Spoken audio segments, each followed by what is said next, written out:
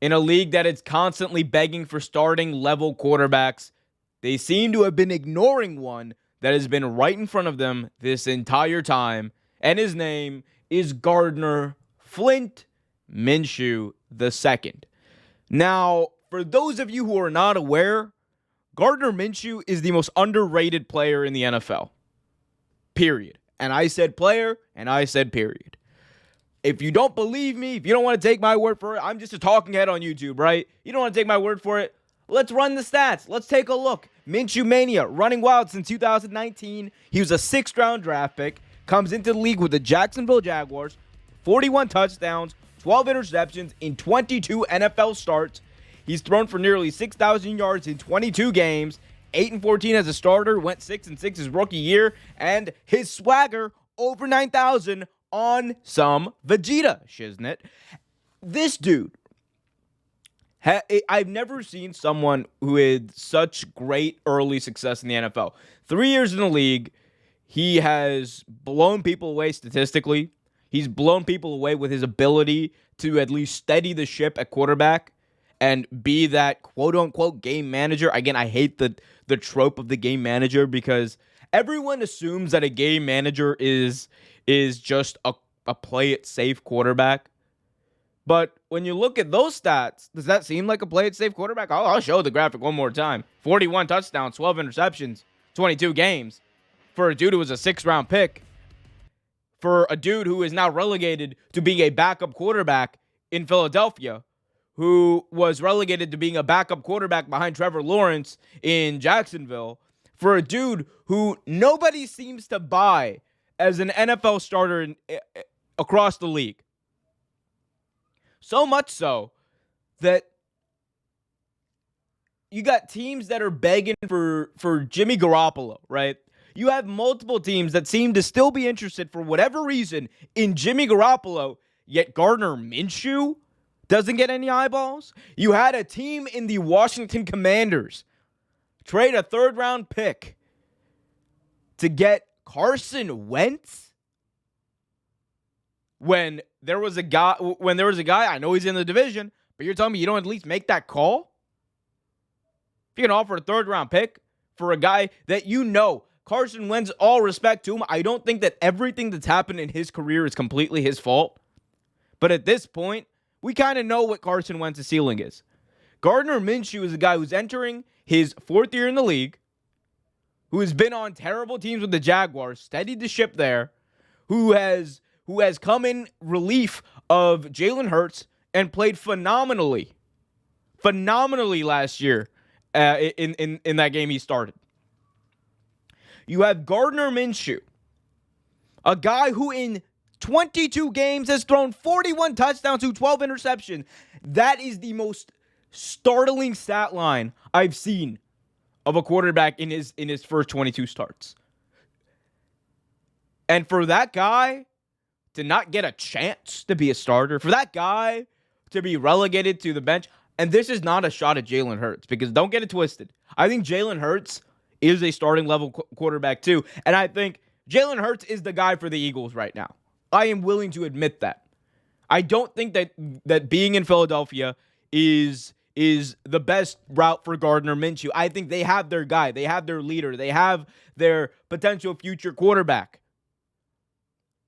That doesn't mean that teams like the Commanders, teams like the Falcons, who I like Marcus Mariota, but you don't at least make that call to try to get Minshew. A team like the Panthers, God bless them, right? God bless the Carolina Panthers. They're constantly trying to find their starting quarterback too. Where was their call to the Philadelphia Eagles?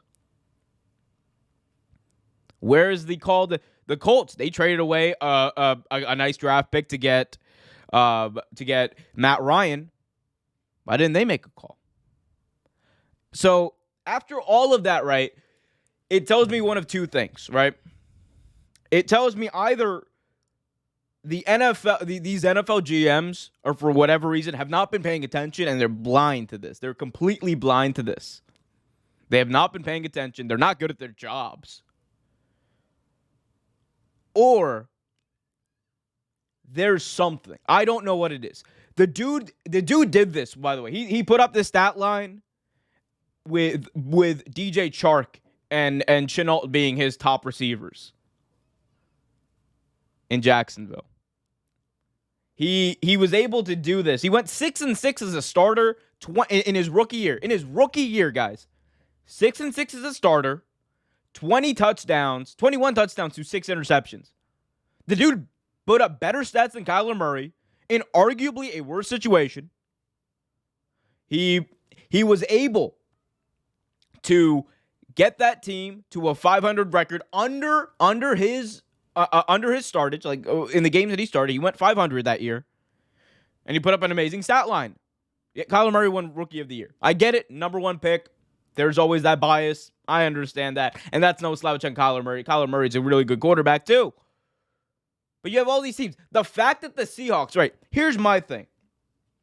I'm Seattle. I just traded away my MVP caliber quarterback, and yes, Russell Wilson, even though he has not won an MVP, is an MVP caliber quarterback.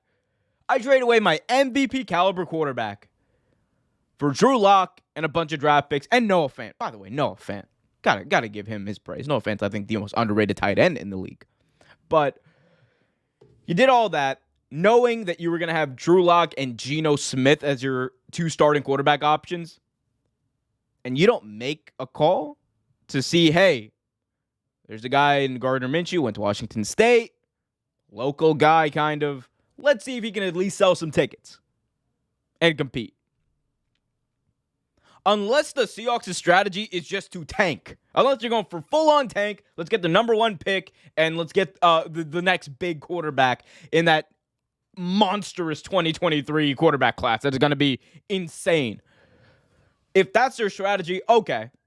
If not, if they're just thinking, man, we can't seem to get a quarterback, then they're just as dumb as the Commanders or the Panthers or any of these other teams who didn't at least try to get him.